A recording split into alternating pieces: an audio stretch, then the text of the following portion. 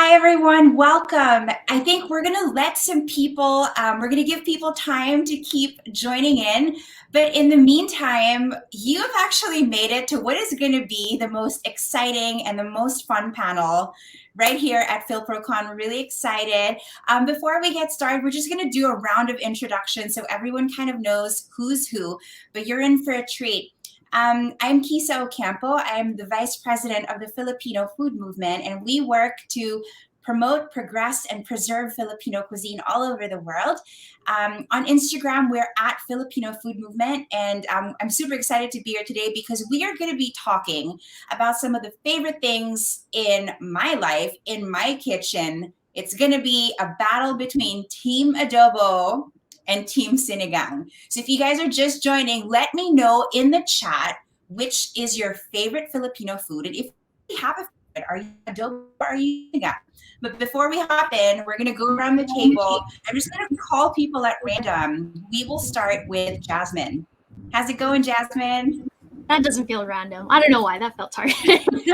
I'm good. My name's Jasmine. Out here in Vancouver, Canada, and part of Filipino Fridays podcast. Right on. Yay. Do you want to pass it on to someone? Yeah, I'm going to pass it on to Mel T.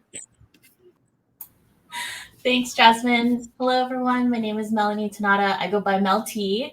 I am tuning in from Duwamish land, otherwise known as Seattle, Washington, and I am here on behalf of Filipino Storytime Seattle. I'm going to pass it on to Jason. Hi, everybody. I'm Jason Lustina, the founder of SoCal Filipinos. We are a Facebook group now, nonprofit, approaching 25,000 members. So we connect Filipinos, Filipino Americans within the Southern California region. I'm going to pass it over to Joe. Thank you, Jason. Hi, everyone. My name is Joe. I am actually a community manager for a social app based in the Philippines called Kumu. And I actually was part of the Filipino Food Movement. I was part of the founding board. And I'm just so happy to be here to discuss Filipino food with everybody here. Yes. And next, Archierose. I see you.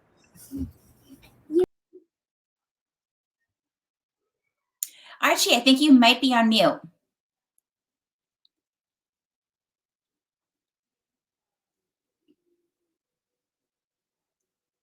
We still can't hear you. Do you want to try it again? Okay, if you guys are just joining, we're waiting for Archierose to connect to audio, but welcome to this. I don't even know if it's a panel or like a dance-off or just a plain battle. Like it's gonna be Sinigang versus Adobo. Okay, Archierose, let's try that again. How's your audio? We still can't hear you. Do you want to try taking your headset off? Yeah, maybe try removing that. Let's see if that'll work. Not yet. While Archierose is figuring that out, how about let's pass it on to Mellenie Chesneau. Am I pronouncing that correctly? Mellenie, if you're there. Yes, hi. Hi. Hi, I don't know how to, my video's not working, but I'm Melanie. I am representing Filipino Storytime here in Seattle with other Melanie, one of the co-founders, and it's just a virtual meetup every month with the kiddos, learning about Filipino culture and stories and language. I love that. I feel too like it's such a needed service, right? Like as we continue to kind of grow as a Filipino community internationally, I feel like one of the things that's so easy to learn when you're young is kind of like the stories, right? Like the myths and the legends and kind of making that fun. And obviously like food plays such a big role. Archierose, how's your audio? Any luck? We're still not hearing you. I wonder if Sweeney Montanola says, I'm hungry. So am I. Thanks, Joe. I'm actually wearing It's a terno by a business out in Canada as well. I know we have some panelists that are coming in from Canada. This is by Vinta Gallery. I super love their stuff. Anyway, while Archierose is trying to figure that out, I wanted to talk a little bit about the communities that everyone works with. How did you get started? What was the impetus? I mean, like, of all the things that you could talk about, all the kinds of different communities that you could build, why this? And let's start with SoCal Filipinos. Why SoCal Filipinos? I mean, you could have done something around like, I don't know, guys who like motorcycles. It was born from the pandemic. We're a little bit more than a year old. We were formed in June of 2020, and also we were all locked in, not really any communication. And I was just looking for a way to connect our community, just to, whether it's through food memes, comedy memes, and it's grown so much. So it's really just a way for us to connect. Now that things are opening up, we are having in-person events. We are continuing our virtual panels. We do everything from food demonstrations to upcoming movies that are where we have Filipino American representation, and tackling issues like LGBTQIA+, as well as mental health. So we are continuing all of that, and I'm looking forward to finally opening it up and meeting all 25,000 members. Oh my gosh, wouldn't that be amazing? But Jason, what would you say was that, in the last year, right? You were saying that it's been almost like a little bit over a year since you guys started in June 2020. What would you say were some of maybe like the highlights or the most unexpected things that came from creating the community? Well, I actually just created the group on a whim. So I was like, it'll just be me and my friends. And the power of, telling other people. So, I mean, really, that's how it grew. Last year we did our first couple panels, like to celebrate Filipino American History Month. Yeah. We were celebrating like 5,000 members. The next thing we know, we jumped to like 10,000. And it kept on growing and growing. Just seeing the growth is just always surprising to me. I'm like, oh my God, this is so many people. I mean, I know LA is home to the largest Filipino population outside of the Philippines. So it's not a surprise, but it's just exciting to see that we became a way for people within Southern California to connect. Oh, Joe says that you guys were part of the SIPA Gala last night. How was that? Congrats. Thanks, Joe, for the shout out. I'm actually I'm on the board for SIPA, Search to Involve Filipino Americans. We're a Los Angeles-based nonprofit servicing Filipino Americans. And I'm actually great work. Thank you. And I'm actually the gala co-chair. Nice. And it was last night, and it's the largest fundraising event that they ever had. We raised over $100,000 to fund our program. So we were super excited. And for those of you who were supporters, I know I saw Sweeney, who's one of our sponsors with Plaza West Covina. Thank you. We can't do this without our supporters. So rad. Well, if Pinoys out in Southern California are doing it great, wait till you hop over to Seattle, because Filipino Storytime Seattle has really been making waves. What can you guys tell us about how you started? What was the impetus, and why Storytime? So actually, social media is what connects us. And I think it's also how we've been able to build community beyond the Pacific Northwest. So Mel Y actually hosted a Filipino Storytime. And then myself and our other co-founder, Cricket, we hosted a Filipino Storytime. I found Mel Y on Instagram. And I was like, oh, someone else is doing this work out of the Seattle area. We invited Mel Y to our Filipino Storytime. And that was right before COVID impacted communities and the ability to connect. And so a lot of what Jason has shared really also resonates with our story, because we had 2 Filipino story times in person, and then we had to pivot into remote space. And in many ways that has disrupted how we've been able to build community. But I think in other many ways, it has given us the space to expand. So folks from beyond the Pacific Northwest have been able to attend our monthly reading programs and learning activities. We had a family from Germany tune in one time. So how community just extends borders and time zones. It has been really beautiful to see We just surpassed 2K on our Filipino Storytime Instagram, which unfathomable, but I'm feeling a lot of gratitude. Melanie, do you have anything else you'd like to share? No, just everything you said. It's just, yeah, we just came together. As you can hear, there's kids in the background because I started this before my kids, the story times, because me being a second generation,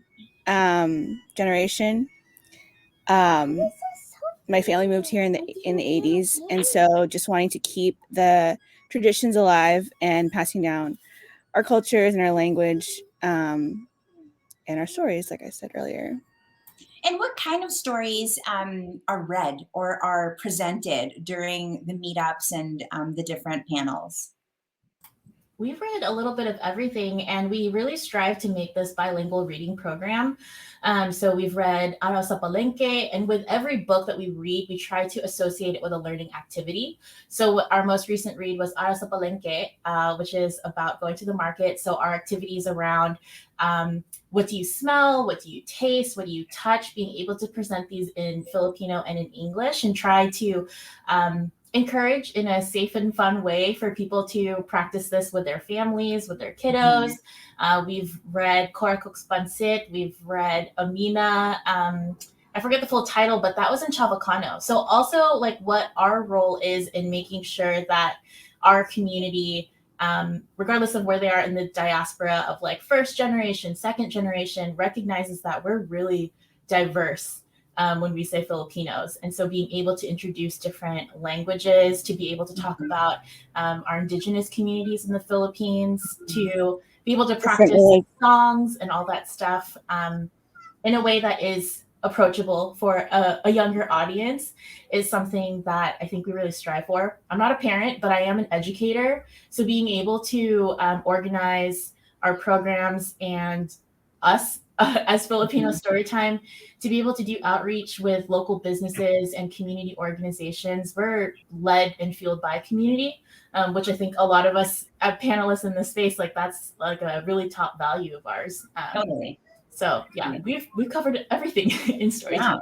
And we've teamed up with other like restaurants and chefs, considering you guys Filipino food movement, like with Musang, with Chef Mel, Archipelago. So yeah, just like building community in that way as well. So, I feel like irrespective of what the niche might be, right? Like there are common denominators amongst all of our organizations, all of our platforms. It's all about community. It's some form of storytelling, and it's the power of social media, right? But I love that you guys had just read Araw sa Palengke. If you guys had actually ever been to a wet market in the Philippines, it is ripe. I mean, the smell, the sight, the sounds, like that stuff is ripe. I love it. Anyway, I also wanted to say that I hope you guys at some point start reading, and obviously like at a, age appropriate time, but start reading stories about folklore. Like I remember as a kid, one of my favorite stories / movies that I have read had to do with aswangs. And I think it was actually like this really cheesy, like horribly done movie called Shake, Rattle, and Roll, but like it scared the bejesus out of me, right? So actually, I'm going to toss it over to Jasmine. Tell us about your platform, but let's start with what was maybe one movie or one story that you remember about the Philippines that really just kind of like you really, really remember it. I love that the first thing you mentioned was Shake, Rattle, and Roll. Recently, we just interviewed the author of Kasama, and his graphic novel is like it's spooky. And I was like, when I think of like scary Filipino movies, it's always Shake, Rattle, and Roll. Why was there so many series? I'm such a chicken about it. But I feel like it wasn't necessarily in media that I'd be hearing some of those stories. It's always just like, this is what my cousins are saying, my titas and my titos. And, like when you're having a sleepover with all your cousins and they want to scare you and they're like, the white lady. So like, things like that. I always remember hearing those stories. And even recently I saw some of my brothers too. And I was just joking like, oh, I see so many spiders around. I hope that's a good sign. I don't know if I'm cursed. And he starts telling me again about his encounter in the Philippines, and he saw the white lady. I'm like, it's fine. So that it's stuff is real. yeah. I don't know why it's not real when you come to America or when you come to Canada. When you go back to the Philippines, that stuff is real. I don't know. Yeah. I feel like there's just like A different energy. a different energy. Yeah, that's definitely want to say. Like in the times that I have visited from Canada, going back home to the Philippines, like I feel a different spiritual energy, like usually for better. I think, you know, and I think that's just like something special about like reminding yourself that being Filipino isn't just like, you know, the physicality of like this is what I look like and stuff, but like there's something on that deeper level, you know, on a soul level about what that's like. It's so funny that you not say that, because I almost feel too like on an energetic and spiritual level, like all Filipinos have some sort of witchiness to them. Yeah. You know, like a sixth sense or like a healing ability. And it's not even like healing like physical, but like healing the soul. Like, right? Like, isn't there some Filipino person that you know, like when you're feeling sad, you call them and then instantly you're like, you know what? I feel better, you know? Yeah, absolutely. Yeah. A lot of my friends out here who like their way of reconnecting with their Filipino roots has been through that aspect of like they dig into their history and they're like, oh, my family, we're all healers. Like, and all of these things about their own life just starts to make sense about like, oh, and this is why I feel this connection. It is very witchy because when we tell people who aren't Filipino about it, they're like, whoa, like that's what it sounds like. Totally. So tell us about the platform that you're with. It's okay if I pass it to Archie. I'm quite new to Filipino Fridays. I'm just like a fan who somehow made it through. Actually, that would be great. Let's check in. Archie, how's it going? Archie Can Rose. you guys hear me now? Yeah. Okay, Archie Rose, tell us everything from start to finish. Intro yourself. Tell us about Filipino Fridays. Sure. I'm so glad you made it. Yeah, hi everybody. I'm Archie, executive producer and host of Filipino Fridays with Jasmine. Hey. So Filipino Fridays is a podcast for the Filipinx millennial. We aim to bridge the gap between the next generation and the Filipino cultural identity. So Filipino Fridays came about as a pandemic project as well, but actually the origin came from feeling the impact of the Black Lives Matter movement and the death of George Floyd. So when that had happened, you know, we all felt that it reverberated around the world. And when my cousin and I were thinking deeply about, you know, what does it mean for us as Filipinos? Could we ever find ourselves, you know, in a movement where we could see ourselves united or really understand each other or really feel each other's struggles and pain and build some understanding over our differences or even from the different places we come from. So then we started, you know, dissecting some cultural issues, including, you know, colorism or body shaming or even toxic Filipino traits. So we start to touch some, you know, some sensitive issues, but what that has led to is a lot of education and understanding and community. So it's been an amazing, I guess, experience being able to connect with others, some who choose to come and share their stories with us, and really just extending that kapwa of understanding each other's different lived experiences, the different places we've all come from, the different upbringings that we've had, but really cherish our Filipino identity. So that's Filipino Fridays. I love it. And what was the, I guess, do you also have a background in journalism? Because I know that this primarily is a podcast, right? Like, were you always kind of interested in this field, or was it just kind of like a, let's try this out kind of experiment? I think just like, if I could echo Jelaine Santiago from Cambio and Co., I think a lot of Filipinos are inherent storytellers. Growing up, I've always loved storytelling. I did public speaking. I'm also a correspondent for Net 25 in the Philippines. So that's kind of how getting into finding out stories and asking questions and even just connecting with people came about. So all of that merged together led me to doing my work for Filipino Fridays. Actually bridging the cultural divide is a huge task, right? Because we don't even have to like go so many layers out. I feel like there's so much, I think, disconnect between Filipinos in the Philippines and Filipinos abroad, right? Like, for example, the whole use of the word Filipinax. I embrace it. People in the Philippines think it's baloney, right? And there's a huge just kind of like debate that's ongoing. Like, why do they feel, this is from the Philippines, right? Like, why do they feel the need to do that when, so much of our language is already kind of, gender neutral or ungendered, right?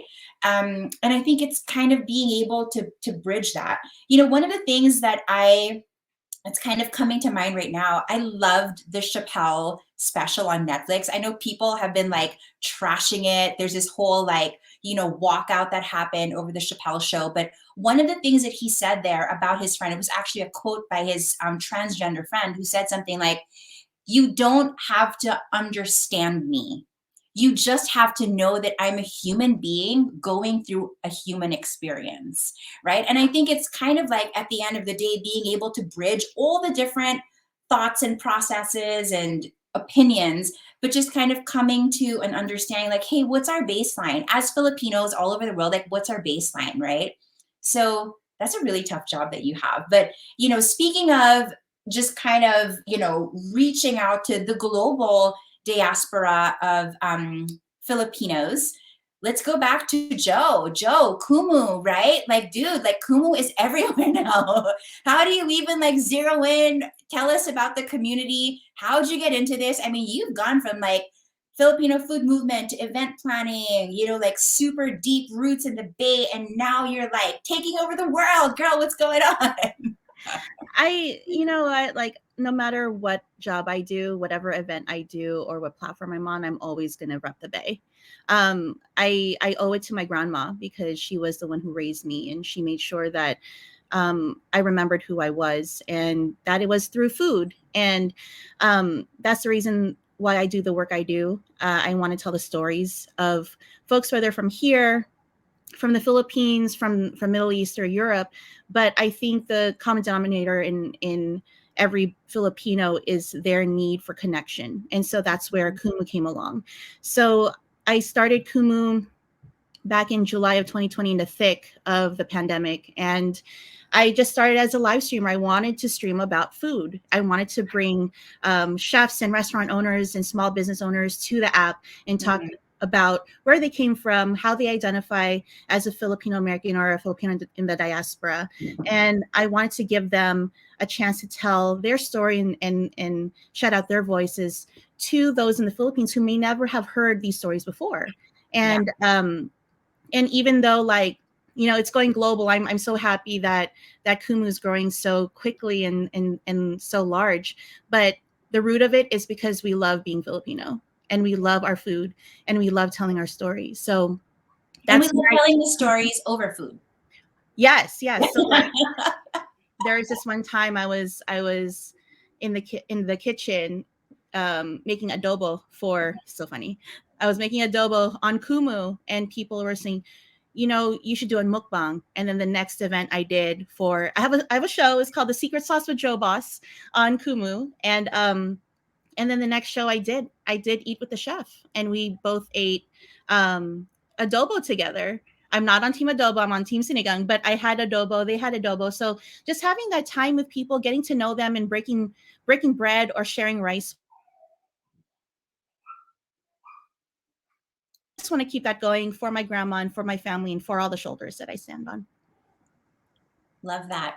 So, Joe, you actually gave us a great segue. I'm going to check in before we talk about the rules of what's going to happen, kind of explaining the background of, what to expect today. Can we kind of just get a show of hands? Who is on Team Adobo? And raise your hands. All right. So we see Jasmine, Melty, and there was one more, right? Is it Me. It's me. It's okay. And Melanie. And then on Team Sinigang, we have Jason, Joe, and Archierose. Is that right? Oh, no. It's just me and Joe on Team Sinigang. 2 against 3? 4. I think there's 4 of them. 4.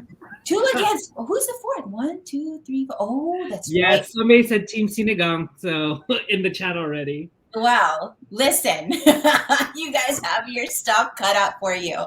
Anyway, so basically, we're going to be going through different activities. People are going to be explaining why adobo or sinigang is the best dish in the universe. It's actually going to be kind of fun. So we're not going to be taking ourselves way too seriously. There will be some historical context shared, but for the most part, this is like for. Are we allowed to say bad words? I was going to say shits and giggles, but it's going to be a really good time. So we're going to get started, and I'm going to have both teams present their speeches or present the case on why sinigang or adobo is the best Filipino dish. And we're going to start with, let's go alphabetically. Let's start with adobo. Team Adobo, who's repping you guys? It depends how we want to start. I mean, I can share screen and then yes, let's do it. Go, Jasmine. Yeah, we'll jump in. Yeah, right. Let's do it. I'll let one of my lovely teammates help out with Then leading the conversation. Yeah. Okay.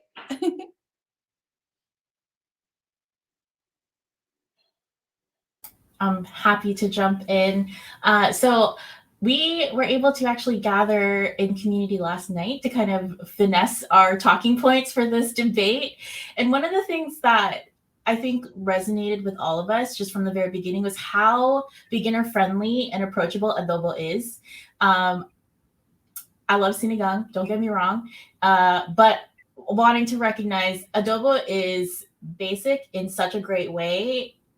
Your pork or any kind of protein, honestly.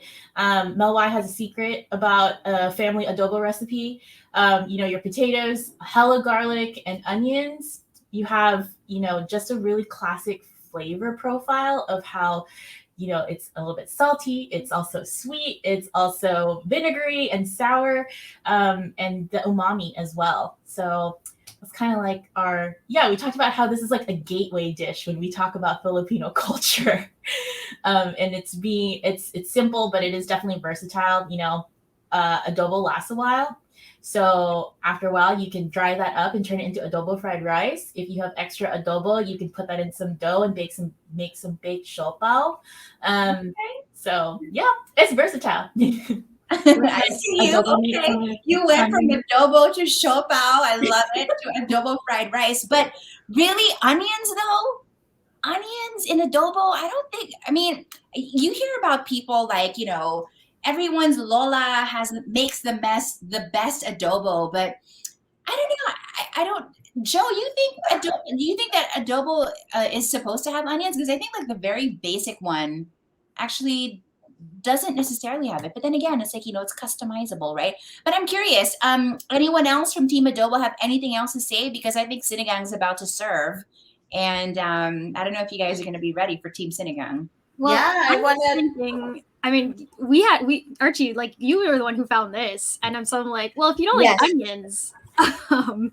That's true. You cannot really pin down adobo. I know there was that controversy about like the one adobo dish from the Philippines. The government tried to standardize it, but you really cannot pin adobo down, whether you want it dry, whether you want it with onions or not, whether you want it with with just adobong dilaw or adobong puti. That's like the beautiful part about adobo that's become our gateway dish. No matter, what part of the Philippines you are, you have a different variation of what it is. And it's really a celebration of, it doesn't matter if it's different or in any other way that you want it, whether it's your lola's adobo or your dad's adobo, it's always going to taste good. It's always going to bring you some great memories or bring back some wonderful memories, and maybe almost make you cry because you just can't quite nail it the same way that your mom can. So I guess that's another thing to add. And another thing that we'd like to add is if you had moved away from your parents, or maybe you're trying to take a stab at cooking Filipino food, adobo would be one of the first ones that you'd try to attempt, right? You'd call your mom, you'll call your dad or whoever, and then ask them for their recipe, and it'll be the first dish that you'd try to make. And then as time goes on, you develop your own adobo recipe. That's right. That's right. And actually, it's really interesting too. I don't know if any of you are married or are dating someone who's not Filipino, but if you're experimenting with a Filipino dish for the first time and you invite someone over and you make adobo, be sure to open the windows. Because the smell of the vinegar can be a little overpowering. I love it, but I think sometimes other people are just not used to it, right? But Jasmine, what else do you have to say about adobo? What it always comes down to with me is that this is like well loved by all of the people we already love. Mm-hmm. We have songs about adobo, whether they're top 40 type songs, or if they're just parody songs. And so many celebrities, as you've seen here, they do the same thing. They're like, whether it's in their roots or they just heard from like other Filipinos in their community, this is the dish they want to try. This is the dish they rave about. Anthony Bourdain had like a whole special on what's his show, Parts Unknown, right? Mm-hmm. And this was adobo was one of those features. It's on all of these popular. If you went to go find other recipes, you might come across it. And in terms of shirts with adobo on it, like when I think of like, if I wanted to find a Filipino shirt, I always find shirts like this all the time. And it's just like, it's representative of how adobo is just a cultural icon. That's something that we really agreed upon when we chatted about it last night. I'll take that. I do feel like adobo is iconic. Melanie, anything else that you wanted to add? Yes. Jasmine, do you have another slide? Yeah. I was just going to say that, yes, this is my daughter, and her favorite food that I make is adobo. And I love it because it's just like, just like passing on the tradition of, and what better way to do it is with your food. Mm-hmm.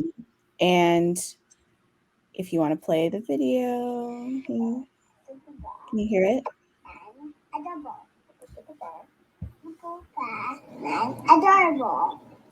It's not funny.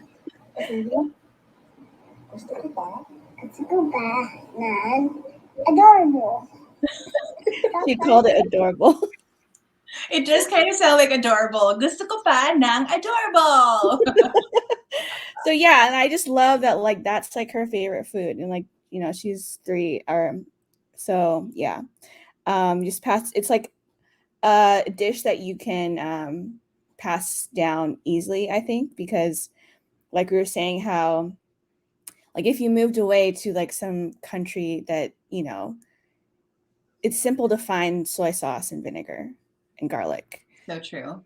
Yeah, as opposed to the other dish on our panel. You don't need a mix. You don't need a packet. Oh my word. Well, the interesting thing about adobo to me is that, like you said, there was this whole conversation in the Philippines about wanting to standardize the recipe, right? And a lot of people in the food community just came out like up in arms. And I think the reason that there's not really one standard recipe for adobo is because adobo is actually not the name of a dish, but the name of a technique, right? Adobo comes from the Spanish word adobar, which means to marinate or to braise something in vinegar, in acid. And so I feel like as long as you have that acid braise, so you guys, there's also an adobo puti, right? That doesn't have the soy sauce. As a matter of fact, soy sauce was only introduced to the Philippines when the Chinese merchants had come to come into the Philippines.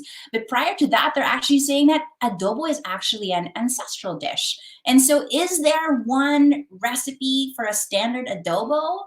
People might actually argue that there isn't. And I think that's what makes it awesome, right? That it's so versatile. You can have, an adobo with turmeric in it. You can have an adobo with onions. You can have an adobo with coconut milk.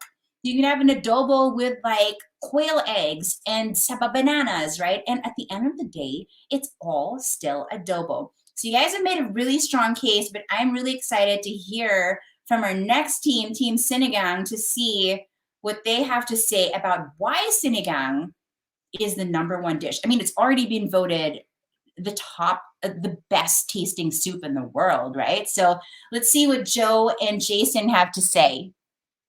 Joe, I'm going to go ahead and let you kick it off because we're going to talk a little bit about the history of Sinigang. Ooh. There we go. All right. So when we talk about sinigang, right, it's one of those foods where did it come from, right? There isn't a documented like cookbook that said this is when sinigang was made. It's because it was truly a dish that predates colonial times. It's a heritage dish. I'm going to credit my friend Chef Coco Ventura, fellow Ilocano, where he says that the sinigang is the soup of the storm, where people would go out after, the typhoon, right? The typhoon comes to the island so many times during the year. And when you think about it, the destruction that it causes towns and cities. But when a typhoon comes through like a farm, the tamarind comes down from the trees, the tomatoes get pulled down from their vines, fishes get brought up to the shore. So people would go to the shore, to their farms, and gather all this abundance and create a soup called sinigang. So the history of sinigang, you can't really pinpoint, but it is originally Filipino, and the term sinigang is to boil meat. And like adobo, sinigang is a method of cooking. And the Philippines, when you look at their flavor profiles, it is the sour. Of course, with the adobo, people know that vinegar is used in adobo because it makes the adobo last longer because of the preservation. However, with the sinigang, you could use the souring agent and souring leaves and fruits because it is a flavor profile that we like. It's refreshing. It's a beautiful flavor to taste during hot tropical nights or even in the cold evenings. So when there's like this, like when you're cold, right? You want to eat pho, you want to eat soup. Sinigang is the number one soup in the world, apparently. So yes, I'm going to hand it off over to Jason, who's going to take it over.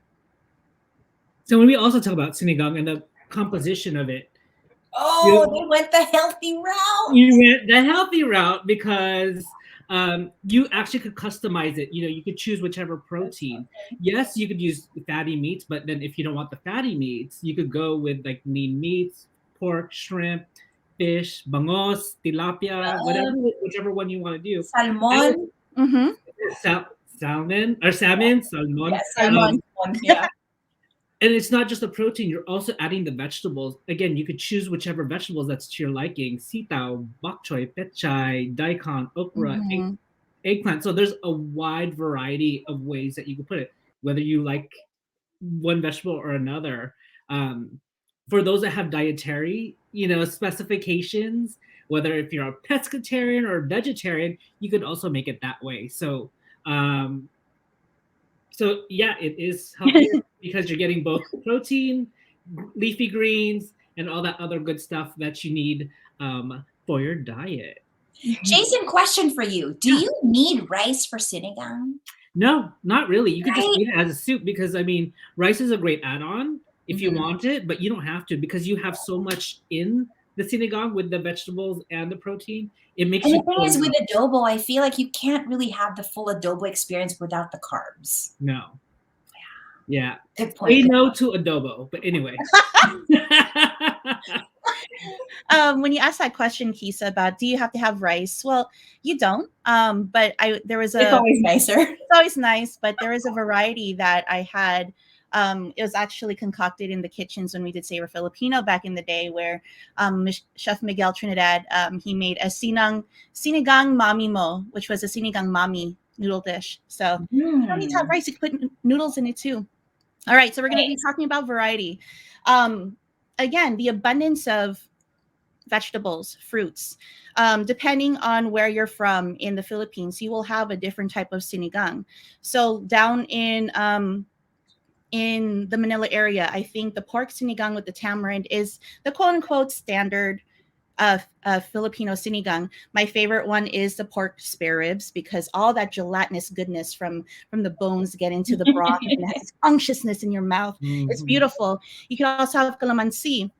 Down in the Visayas, they actually don't use too much of the actual sourness in their broth. They make this beautiful fish sinigang where they just sprinkle a little bit of calamansi on top just to make it a little sour. And then you go to Pampanga where like Chef Tautayag, he makes a sinigang with very ripe guava or bayabas. So depending on where you're coming from, we'll kind of narrate what kind of sinigang you've had growing up. And especially like, yes, kamyas.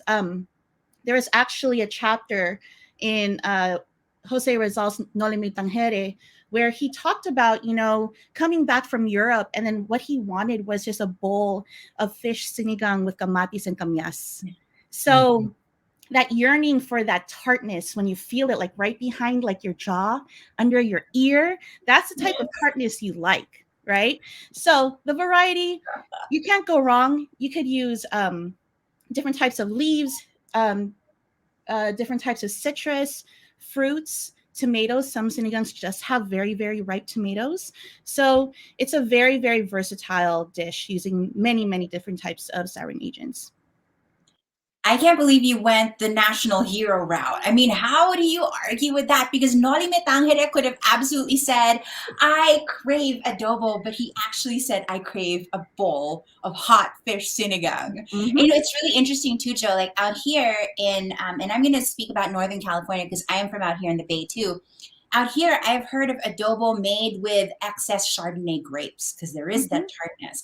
I've heard of it made with rhubarb. And as a matter of fact, when I make my own sinigang, I use tamarind concentrate, but on the side, just to kind of like balance off the acidity with a little bit of sweetness, I actually add some oven roasted heirloom tomato. Yes. And it just kind of gives it that like, ooh, yum, So yeah, you're right. Like the variety is endless. So, I mean, for adobo, like, yes, it is super customizable, but so was sinigang. Yeah, there's actually, Jason and I were talking earlier, and there's actually a sinigang back in the Philippines made with pakwan, with the watermelon rind. Nice. So good. We are using souring agents in the best ways. And if you guys actually make it up to Portland, Oregon, Chef Carla Magna is making sinigang chips.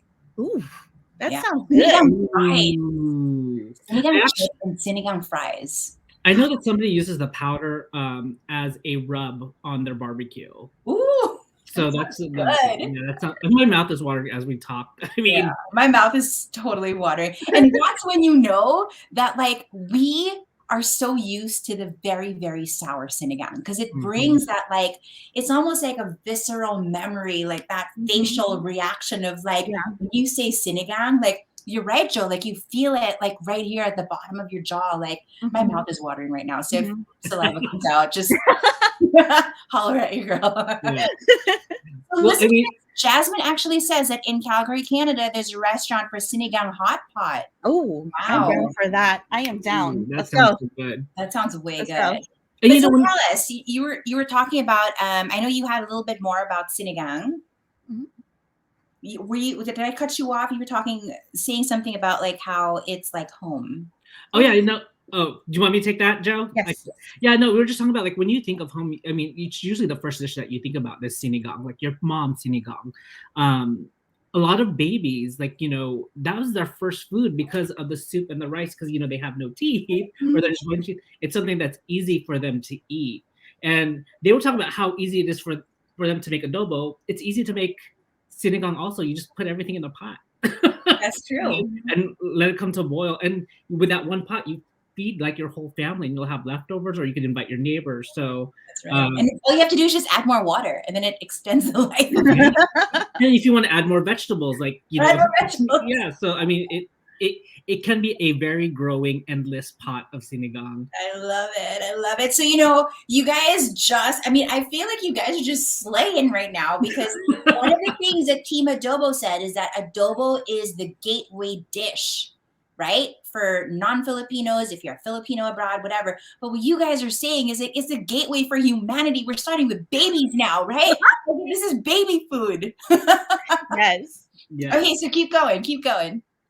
And we already talked about this. We're award winning. I mean, the best soup in the world. I mean, how can you beat that? What awards has Adobo won? Oh, it's crickets. Okay. Yeah. So you can see the articles. Yes, Adobo is what is Sorry, we like to stay humble around here. So humility is award winning here. But we'll move on to this next slide. Say no to adobo. Because you know what? We're going to use their words. Adobo is basic. Who was that said that? Melty? Okay. Simplicity at its finest. I love it. And like this debate is to show, like me and Jason are trying to prove like sinigang's better. No hate, no nothing like that. But just for this particular debate, we're just gonna say, say no to adobo for this debate. It's protein heavy. When we say only one flavor, we mean the vinegar profile.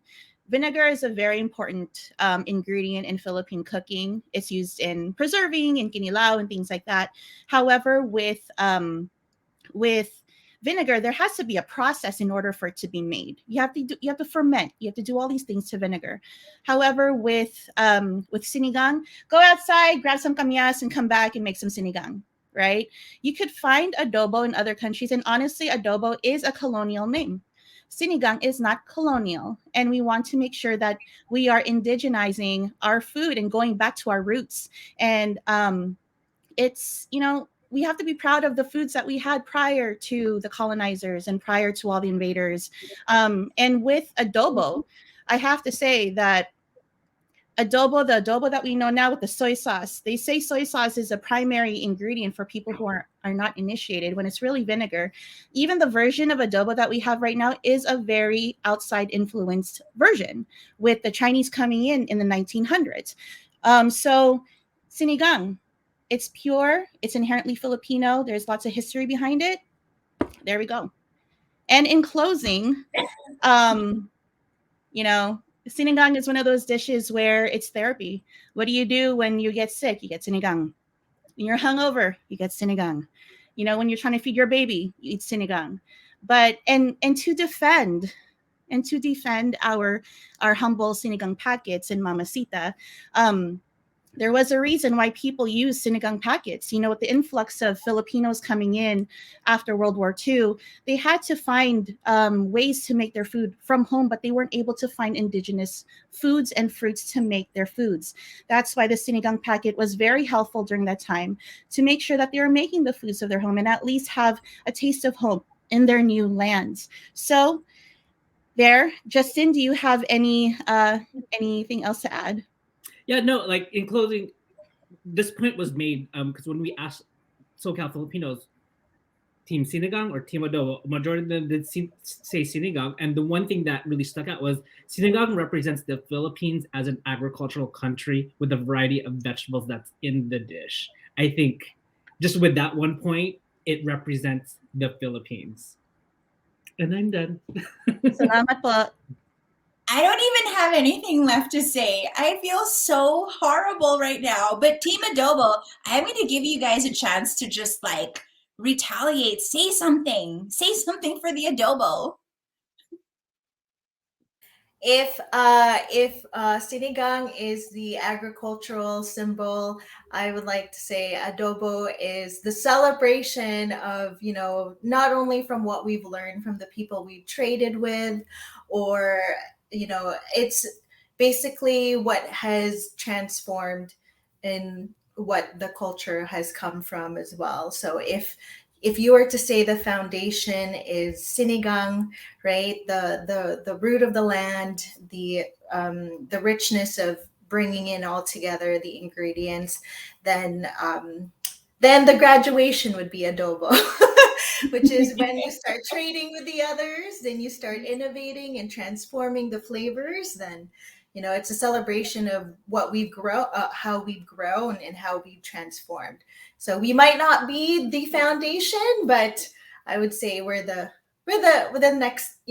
next transformation. What I'm hearing is sinigang is the Filipino dish of the past and adobo is the Filipino dish of the future. But I do have to say though that some history books and you know in food anthropology actually say that adobo was not necessarily a colonial dish, but rather the Spaniards, when they came, they already saw Filipinos making what we now know as adobo, and they just kind of tagged the word adobar to it, right? Because that's kind of what they saw and they know. But you're right, they stamped their name on it. That's annoying. I also have to say that that I feel like adobo is uniquely Filipino because with sinigang, you can find other tamarind-based soups in other Southeast Asian countries. So just saying that. I mean, don't even look too far, right? We have like tom kha and you know some other favorite dishes that use the same tamarind base. That's right. And you know, I also wanted to say one thing. Joe was talking about like how, you know, like it's not just about like being the dish of, you know, like something attached to like our colonizers, but also like how about like instead of just like detaching from that, like let's take it south. Like I feel like Mindanao cuisine gets so left off the table and so left off just like the history books, even just books in general. How many books do we actually have that has successfully documented how maybe sinigang and adobo and other dishes have kind of taken their own Southern Philippines flavor and shape, right? Like they get left out all the time. And yeah. The only book that I know that has possibly even addressed the Mindanao food was probably Nicole's book, I'm a Filipino, where they actually did go up and down the country and really research in the indigenous ingredients of the regions.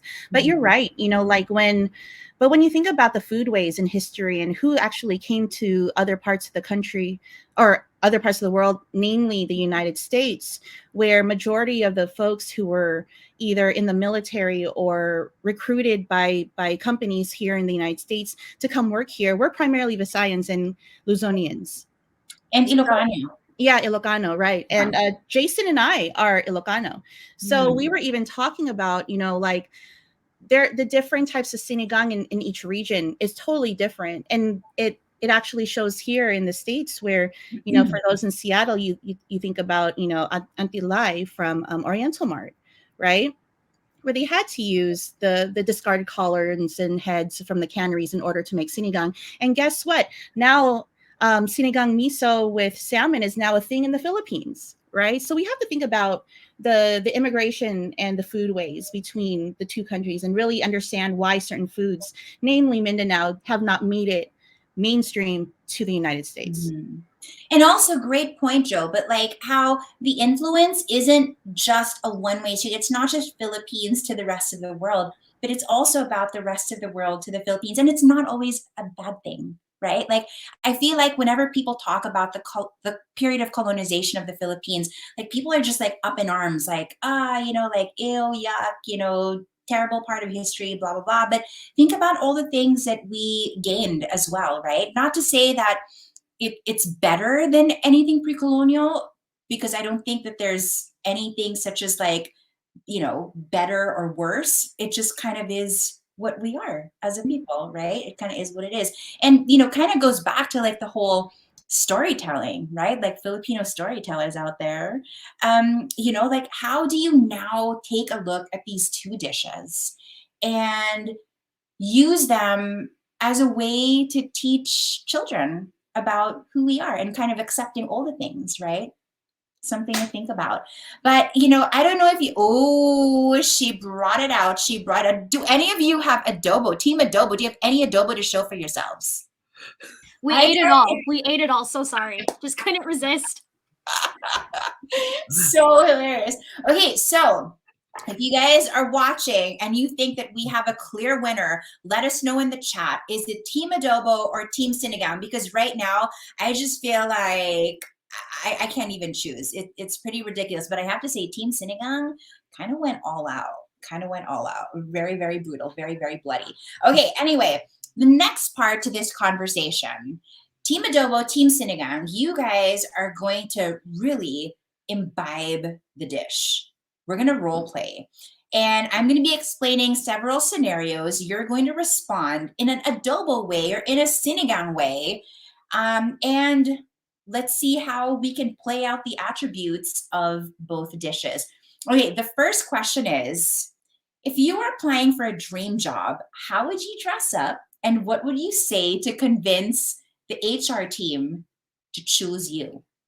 We'll start with Team Sinigang. How would you dress up and what would you say to HR as a Sinigang to make them choose you? Joe, I think you started speaking. You got this one?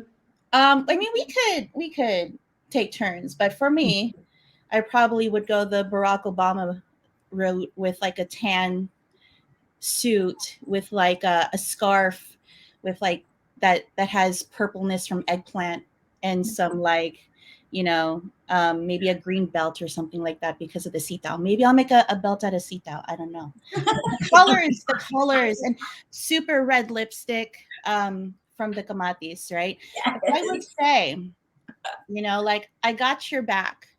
I'm dependable. I'm flexible. Whenever you need me, I am there to help you feel better. I am oh my gosh, I can't believe We're a team player. I'm a team player because, I'm including all these ingredients in with me and together as a team in this collaborative effort, we make a really great result, right? And I could feed a bunch of you. Like I could feed a lot of you. And anything else, Jason? No, I think you got it all. Okay, yes. Earthy monochromatic outfit with a shade of dark green with pops of red and purple. Thank you. I love the sitaw belt. You had me at sitaw belt. Adobo, how do you respond to that? We never actually talked about what we would wear. Oh, well, I got you on that. Go for it, Jasmine. Yeah, I mean, this is about being very clean cut and sophisticated. So you're wearing classic colors because you're letting them know you're timeless, that when you're coming in, you're getting someone who's reliable and trusted. So yeah, I'm going to come through in my like earth tones as well, right? Might throw in a little bit of other colors here and there, just depending on where I'm from or what I'm feeling that day. I mean, you could do yellow or white or maybe even a little bit of classic black, boss vibe. Exactly. Yeah. Just like, starting with like you accessorize with all of those like brighter colors like later on potentially. But the idea here is sophistication. So yeah, classic colors, neutral. And what would you say to HR to make them choose you? I'd say that our leadership is adaptive. We're able to be in the forefront. We're able to amplify and uplift others depending on other ingredients that are in our pot. And we have tenacity and persistence because we last a while. Or maybe that's like related to the dating question. I don't know.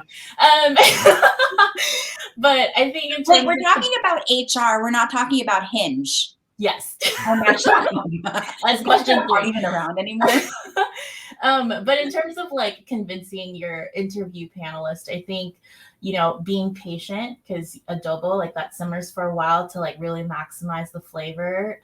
Nice. And yeah, going back to that adaptability is something that we're leaning on. Love, love, love. Archierose, anything to add to that? Yeah, definitely also a team player, very warm. And yeah, you can trust that, with a couple or a few traits, we're the team player. I don't know. I just jumbled my words. All good, all good. Okay, very nicely done, both teams. The second question is, as Sinigang, and I'm actually going to toss this over to Melanie, as Adobo, if there was one life vest left and the Titanic was sinking, who do you think should take it? Melanie, I'm going to toss it over to you. Which Melanie? To you. Oh, me. Okay. Actually, I want to ask my team if we're still giving that, if we're still doing what we're talked about. Yes, Yeah? we are. Yeah, We're with you 100%. Okay. If we're in the Titanic, we're going to give it to Sinigang because they need more. Can you help me? What would you say? We're going to give it to Sinigang because if they can make the adobo, whereas if adobo had to get the life vest, right? And it's restricted to just the ingredient, not restricted, but Sinigang requires a bunch of different ingredients. Whereas adobo, you can get away with, peppercorns, garlic, soy sauce, vinegar. And so for us to give them the life vest, it's easier for them to recreate our dish, or commemorate us rather. Basically, you would give it to Sinigang because they have more baggage, whereas adobo is more self-reliant. Yeah, They sure. can swim for I don't know. themselves. You can put it Is that that way. what it is? We just felt really confident, like, we're gonna survive. We fulfilled our life purpose of like filling everyone's bellies and hearts. Don't know if Sinigang has done that, so we'll let them figure out what that looks like in honor of us too. Well, Jason, Joe, what do you guys have to say?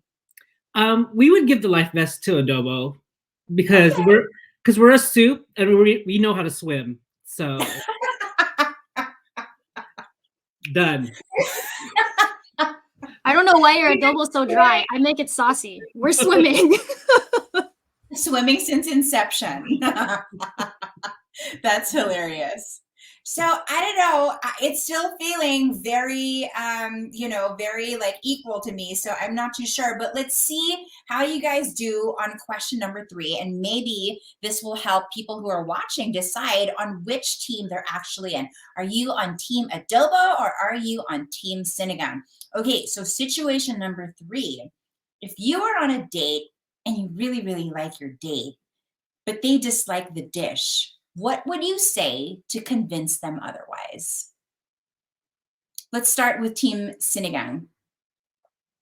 So if you are on a date and you really like that person, right? But they don't like Sinigang, like they just didn't like the taste, what would you say to convince them otherwise? Joe, you got something. You know what? It's one of those things where, like, I'm not even going to try to convince you to like my dish because I'm already confident that my dish is delicious. I don't need validation from you. Maybe you're the one I need to change, not my Sinigang.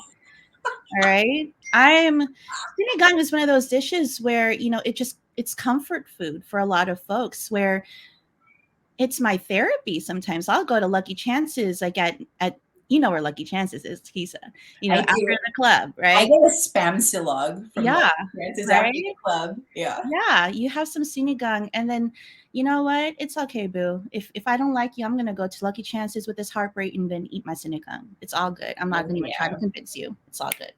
I like it. Thank you. Next. Thank you. Next. Thank you. Next. All right. Adobo, Team Adobo. Actually, Jason, do you have anything to add to that? No, I think Joe covered it all. But have you ever been on a date, or have you ever been with someone that actually didn't like Sinigang, like real life? No, I don't. No, I haven't. But I was gonna go like below the line. I was like, well, we're versatile, so if you want to be top or bottom, we got that. Yeah. I love you. I love that. That is the best. I love it so hard. Okay, so real life story. My boyfriend actually did not like Sinigang. He said he just doesn't like sour food, period. But he's eaten, and he's not Filipino. He's eaten everything else. I mean, even my version of Sinigang with the oven roasted heirloom tomatoes, he was just like, it's too sour. So I'm with you on that, Kisa. My husband does not like sour anything, so it's hard to like even Thai food or like some Vietnamese stuff. You just even like even like sour candy. Yeah. There are people like that for sure. Yeah. And I think it's just maybe like they're not as cultured. That's horrible. No, I think some people just haven't grown up with those like taste flavor profiles. So they don't really know. That's right. And you could control the sourness for Sinigang too. So that's true. Yeah, I like it really sour though. And I'm kind of with Joe on this, you know, like either you like it or you can cook yourself something else. Right? I'm totally thinking about the kamyas, like Sinigang from the Philippines. Like, so I want to go back.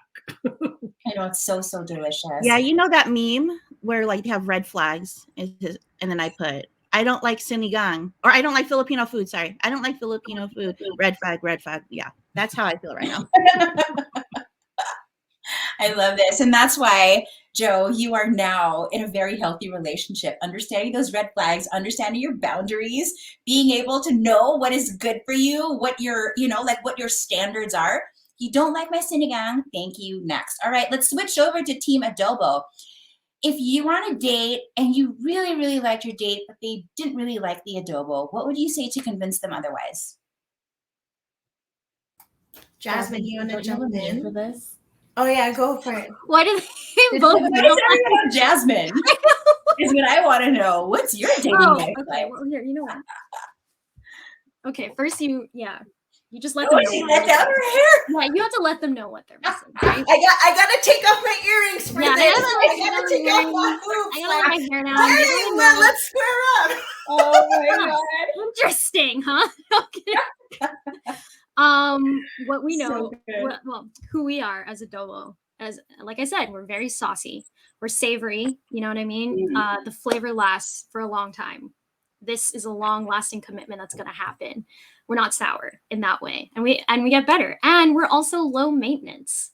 Do you know what I mean?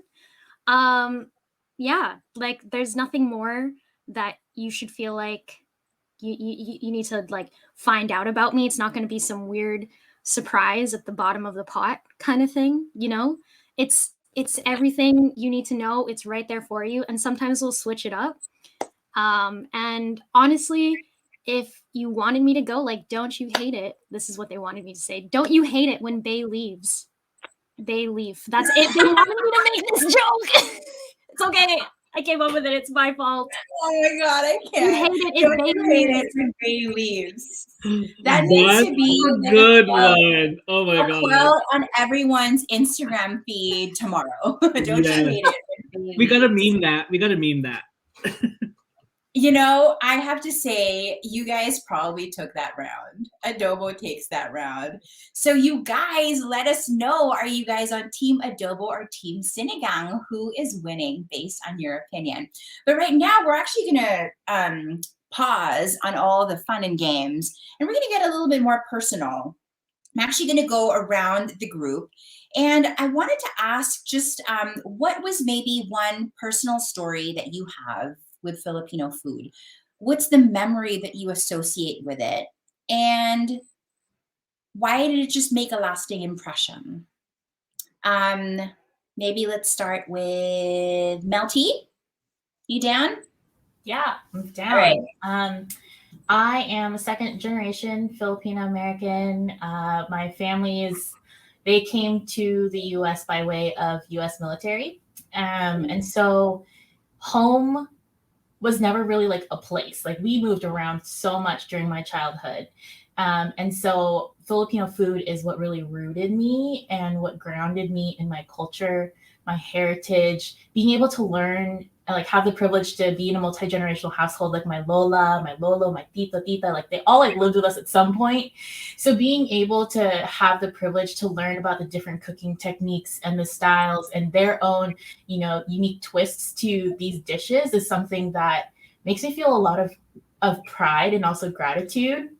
And also being first generation student, like I had a really rough time pursuing like education and ended up at predominantly white spaces. So trying to combat like tokenism and trying to really like find a way to communicate and build my community up in terms of like, I am not just, this terno or this barong, I'm not just lumpia or pancit or whatever, like really coming through with like, yes, this food is delicious.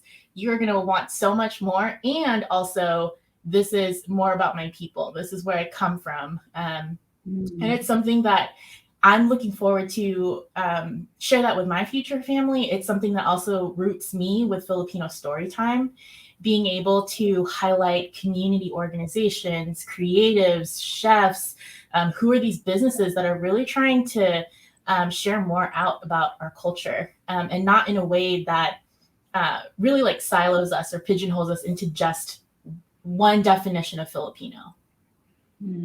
Yeah. I love that. Thank you so much for sharing. Why don't you pass the baton? I'll let you pick. I want to pass it to Jason. Okay. Sorry, can you repeat the question, please? Yes, of course. My God, what a Miss Universe response. Okay, so the question is, share a personal story of a memory of a Filipino dish. And why was it important? What kind of happened around the memory of the dish? Why did it make a lasting impression? Very tough. Thank you so much for that question.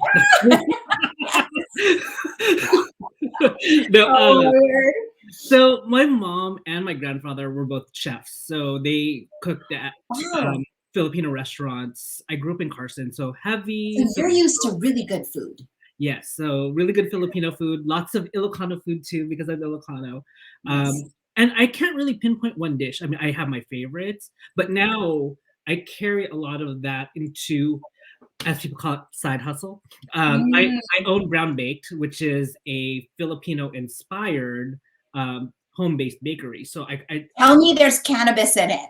Not yet. Not yet. I get that question a lot. If my cousins are watching, they're like, I've been trying to get them to do it. But sorry, tita. Sorry, tito. So I'm trying to so what I do is I infuse a lot of the Filipino flavors into like cheesecakes and breads. I mean, before we came on stage, I just got finished making a couple of calamansi cheesecakes. So just bringing those flavors out to, the masses, because people wouldn't know what these flavors are. Like, what's calamansi? I mean, obviously we now know what ube is, but like, I turned halo into a cheesecake. I turned like my different cookies. So I have a maize con yellow cookie. I actually experimenting with the cheesecake also. So I've been playing a lot with like the dessert flavors and making them into different types of desserts that other people could enjoy. Nice. And why is that your method? Like, there's so many ways that you can introduce your story and your culture, but why, I guess, dessert? It's just something that I really fell into in making, like, these different types of desserts. It's all through experimentation, and I think it's something unique and new and different. I mean, if you look at like Southern California, LA, I mean, there's so many of us that are doing new different things like ginger at Cafe 86 and, creme caramel. So there's a lot of us that are down Chef here. Barb from my B Sweet Cafe. Chef Barb, yeah, Chef Barb, which we probably will be having her soon on SoCal Filipinos. Yay! Yeah, and Calajo Catering. I mean, they're out here. So there's a lot of us, and some other projects. So a lot of us are experimenting and just bringing these different types of desserts with the Filipino flavors out to the masses. You know what it is too, Jason? I think like as a community builder, because like even if you might not even call yourself that, like that's what you are, right? Like I feel like food is your love language, right? Like food is your way of like creating community, creating family, right? I feel like that's totally you. By the way, I forget who it was, but someone made a comment, forget voting Team Adobo or Team Sinigang. People are now asking to vote Jason. What? What just happened? I'm so confused. Okay. Anyway, Jason, let's pass it on to someone else. Pick someone. I'm just gonna go in order. Go ahead, Joe. Oh wow. So when you ask about what particular dish, I can't pick one. I have to pick two because one for each of my grandparents, and they were the ones who primarily took care of me when my mom had two jobs. You know, she was a single mom, so she had to work a lot. And here's a picture of my grandma.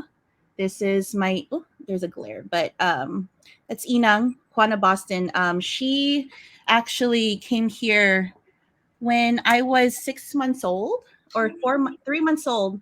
Um, she I was the first American born grandchild.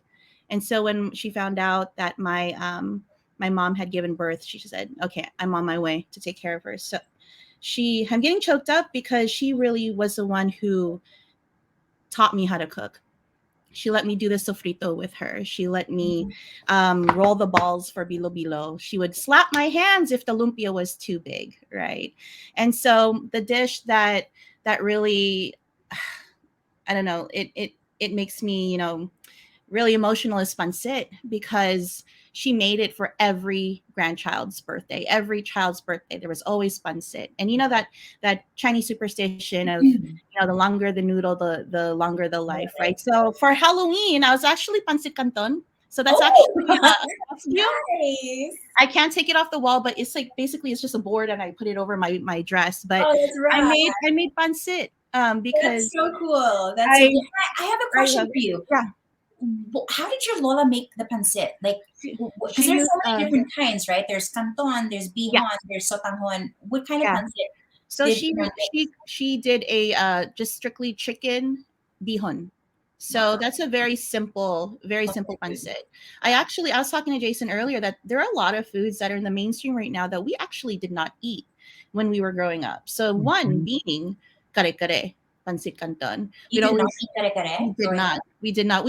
I'm really close to Pampanga, but it's like the Cantonese food and Chinese food. Like there are certain dishes in certain regions that are just making it out here in the Western world. So, but with her dishes, they were just like super, super simple. Like she would make nilaga or lauya and then pancit or dinengdeng. Lauya is like, it's like a version of nilaga, just boiled bones, beef. You can make it with bone broth. In bone broth, yeah, you could have it with pork.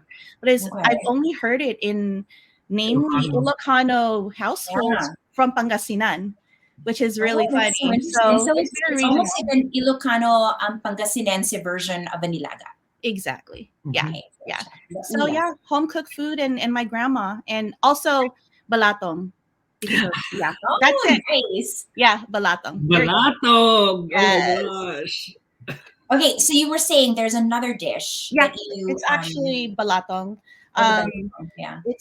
This is my book, The New Filipino Kitchen, and I write a chapter about my grandpa and how we always had to wait.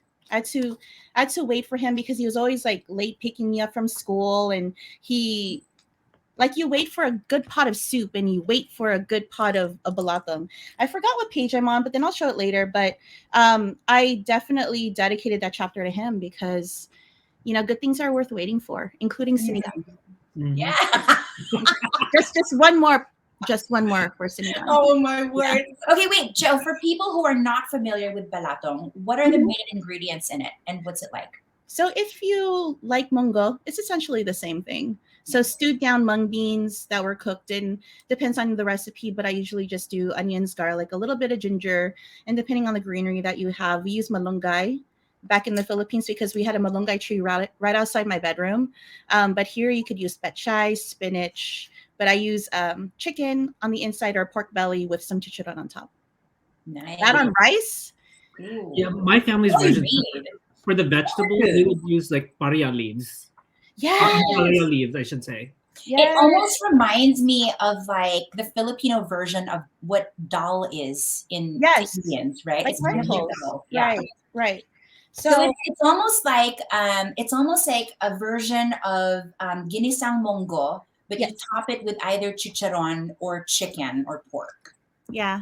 So this was the balatong that we cooked for the Nice and hearty. I'm Yeah. into it. Yep. Thank you so much for sharing. I feel course. like we're all missing out not having met your grandma and grandpa Mhm. because it sounds like they would have made home feel very welcoming to everyone.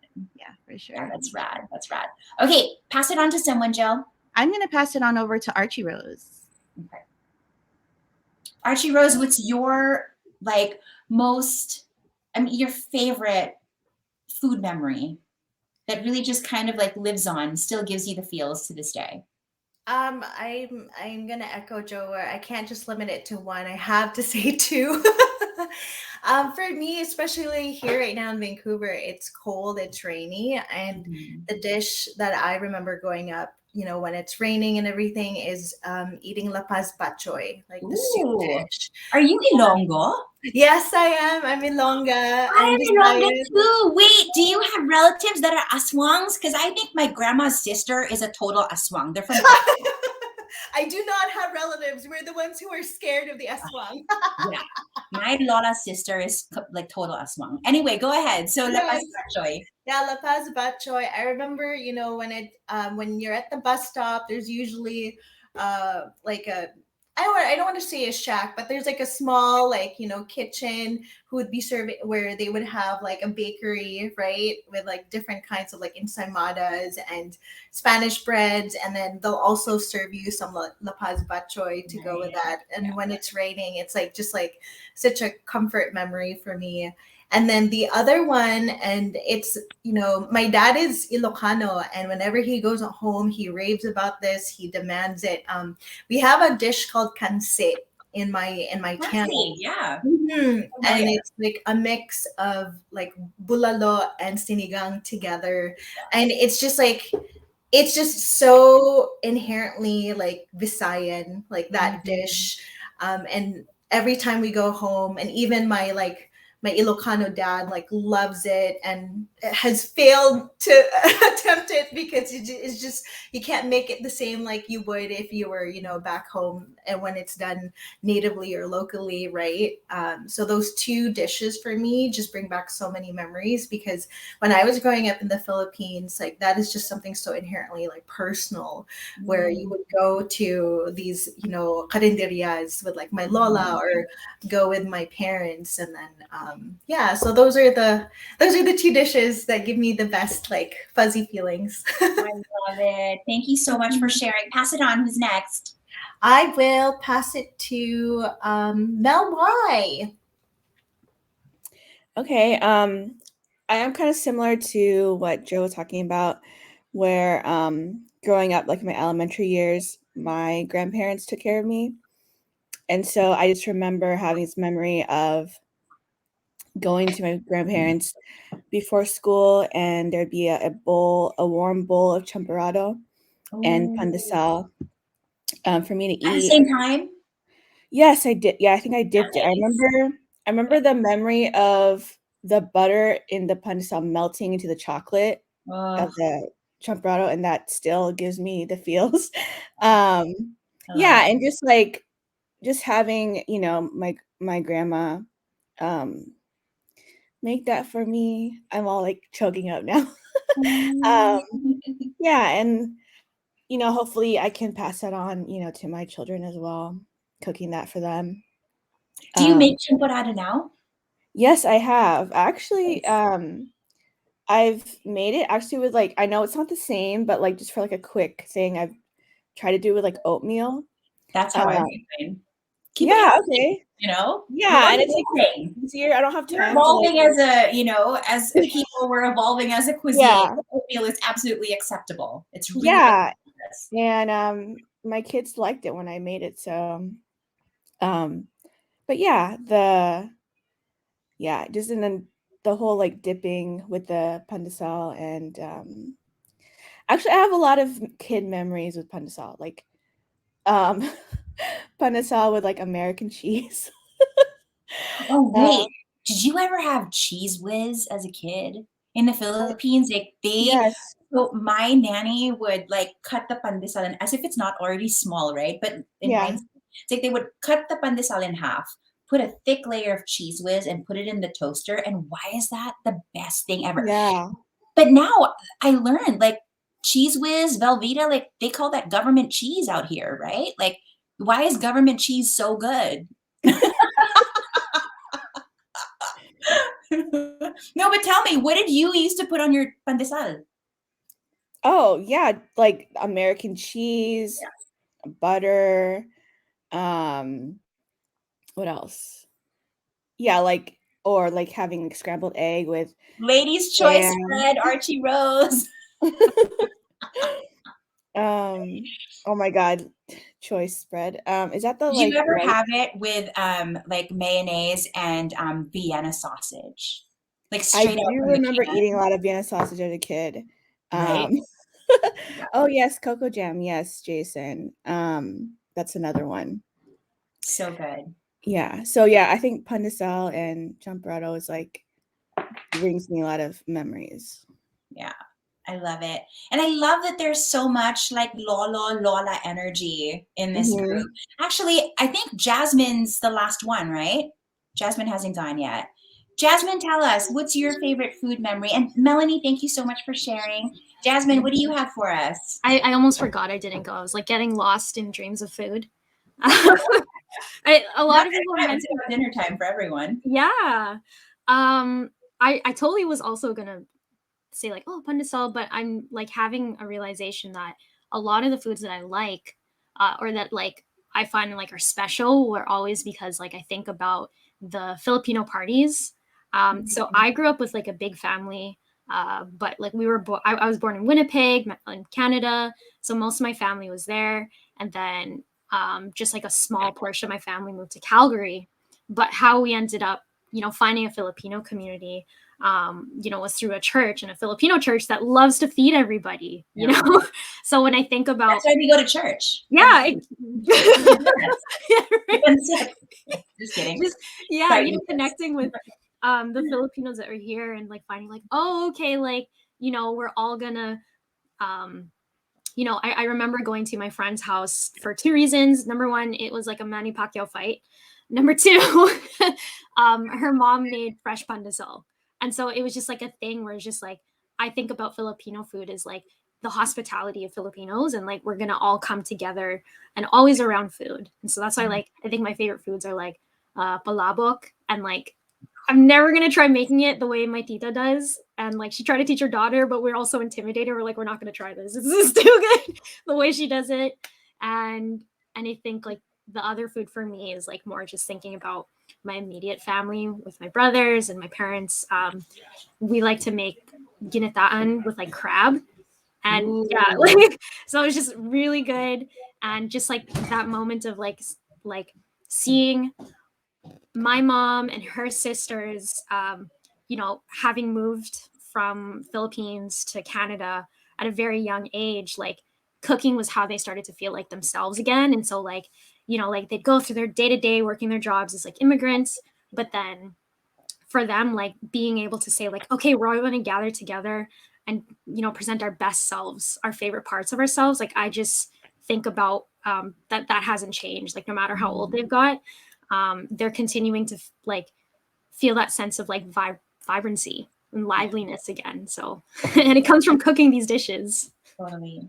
That's what food does, right? Like it's a connector.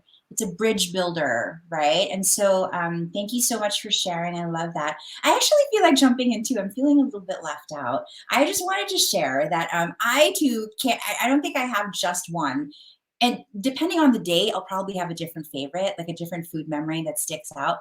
But today, just listening to all of you, what kind of is standing out right now, they're so basic. The first is manggat bagoong. I think because, so in the so I was born here out in the States, but I grew up in the Philippines. And in the property where we lived, we had two ginormous mango trees. And they were Indian mangoes. So they were like the green ones, right? And then when they, right, Archierose, you know what I'm talking about? Those green mangoes. And, my nanny would actually buy the bagoong, the fermented fish or shrimp from the market, but she would recook it, and she made really, really good bagoong. And I remember summer days just sitting on the floor of my mom's room, and we're probably watching, I don't know, a beauty pageant or whatever, Princess Diana's death, whatever. I remember that so well. I know exactly where I was the moment, like the day of her funeral. I was sitting on the floor eating mangoes and bagoong. And I don't know why, like, I'm just totally thinking of it. And another thing associated with my mom is puto binyan. She actually used to put me and my brother in the car on weekends. She and my dad had separated, and it was really hard for her. And on weekends, we would drive from Manila to Binyan just to buy a tray of puto.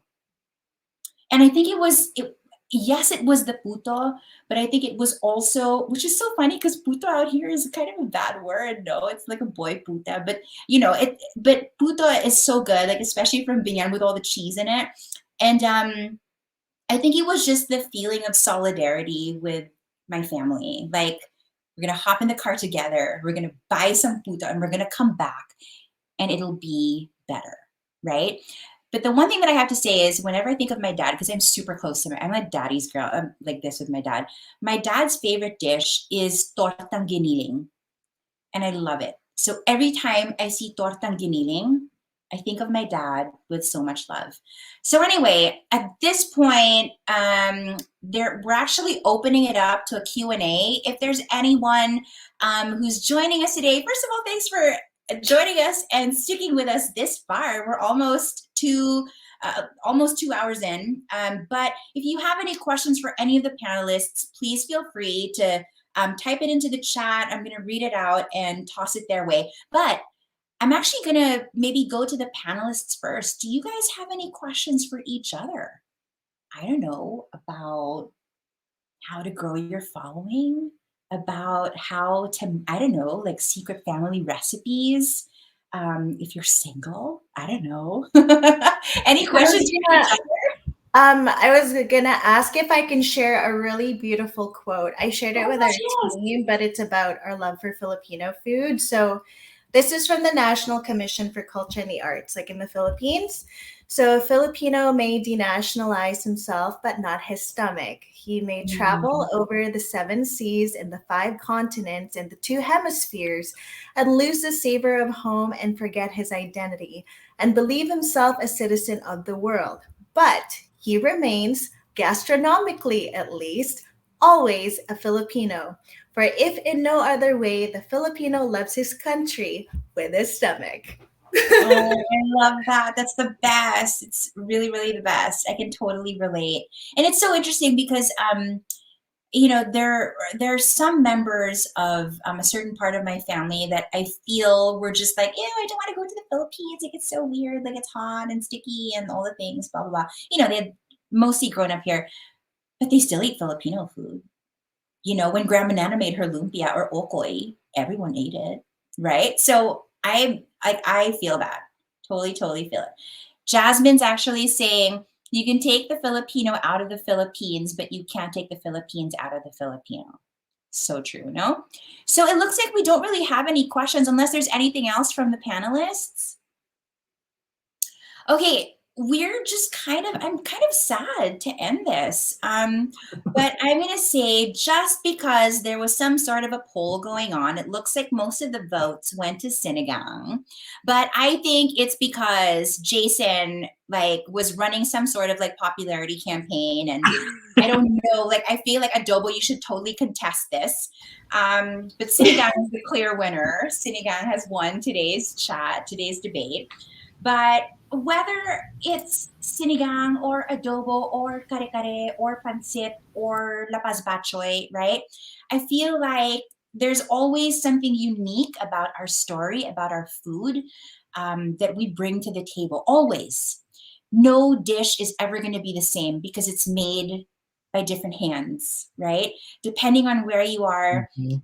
I mean, you'll even know this for those of us who live in the States, right? The water out in the Bay Area is way different from the water out in New York. And so I feel like it almost just changes, even like, it changes the way things happen scientifically and chemically.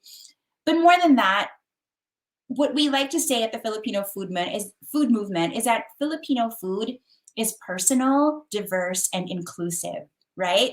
So there are going to be many, many different versions of adobo, many, many different versions of sinigang. And is one more Filipino than the other? Not really. All kind of the same. Cloud Diag actually said, if the intention is to make Filipino food, if the maker is Filipino or not, right? But if the intention is there, is it Filipino food? Yes, it absolutely is. And so in whatever way we show up in the world, in our different communities, right? Like whether it's on Kumu or FFM or Filipino Storytime, Filipino Fridays or SoCal Filipinos, whatever way we show up, there's really no need to seek validation because our intention is to create Filipino community. Our intention is to show our Filipino-ness. And that in and of itself means that it is perfect. I hope you guys enjoyed today. We hope to be able to see everyone again very, very soon. This was such a lovely discussion. Thank you so much, PhilProCon, for inviting all of us. Don't forget to follow everyone on Instagram, Facebook, the podcast, and everything else. Follow Jo on Kumu, follow her show. And if you guys can, just kind of type your tags and accounts, your handles in the chat. I'm actually going to do the same before we wrap up. I'm just going to go Filipino food movement. And you may want to follow my agency too. I founded my own agency during the pandemic. I feel like so many of us, this is so Pinoy, right? Like you give us a typhoon, give us an earthquake, give us COVID. We're going to innovate, we're going to thrive, and we're going to fucking shine, right? All the goddamn time. Love that. Anyway, thanks so much for sharing space and for the wonderful stories. Such a pleasure to meet you all. And Jo, to connect again, as always. Hope to bump into you at one of the events out here. And we hope that you guys enjoyed today's discussion. Follow everyone on social media. And on behalf of what is the name of our panel? Team Sinigang versus Team Adobo panel. We wish you guys a great rest of the weekend. We'll see you guys soon. Salamat. Thank you, everybody. Thank you. Salamat. Bye.